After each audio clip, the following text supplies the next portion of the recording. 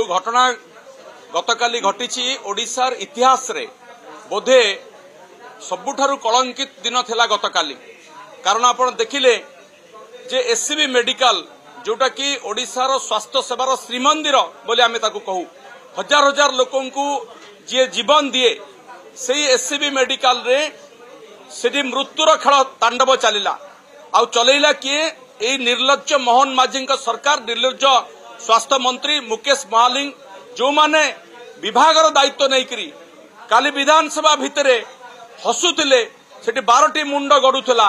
Eighty विधानसभा भितर राज्यसभा निर्वाचन पाइकी जो माने एटी आसिकी कार्पेटदारी करुले से माने एथिपाई दायी। आउ संपूर्ण भाव में तांकर एससीबी मेडिकल कॉलेज जो स्वास्थ्य सेवा जो भली भाव में विपर्यस्त होइछि तार गोटे नमूना आपण माने देखिले।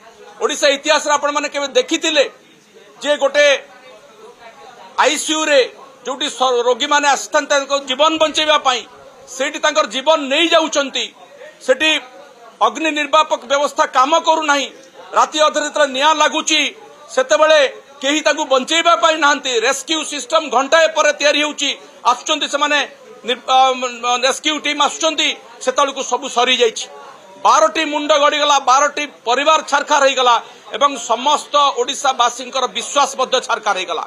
ये सरकार आज तो आमे स्वास्थ्य मंत्री को इस्तीफा दाबी करुचु, किंतु समय आसीबा आपण देखिबे ए घटना ए भलिया घटना जोटा को माननीय मुख्यमंत्री गतकाली कहउतले काली कोडे राज्यसभा निर्वाचन रे तांकर जणे अवैध भाव में गोटे प्रार्थी को जितेकरी से कहउतले ऐतिहासिक स्मरणीय दिन, प्रकृत रे गोटे ऐतिहासिक कलंकित दिन थिला काली।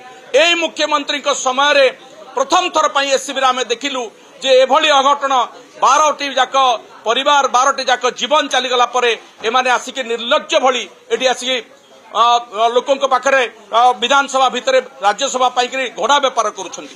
तेणु आज आमे विधानसभा रे प्रसंग उठेइलु। ये प्रसंग चलिबो जेते दिन पर्यंत स्वास्थ्य मंत्री तांकर पदरु इस्तीफा न दउचंती, जेते दिन पर्यंत ये ओडिशार स्वास्थ्य व्यवस्था को एमाने सजाड़िबार संकल्प न नउचंती सेते दिन पर्यंत बिजु जनता दल पक्षरु विरोधी पक्षरु ए आंदोलन तल स्तर पर्यंत निया जिवो।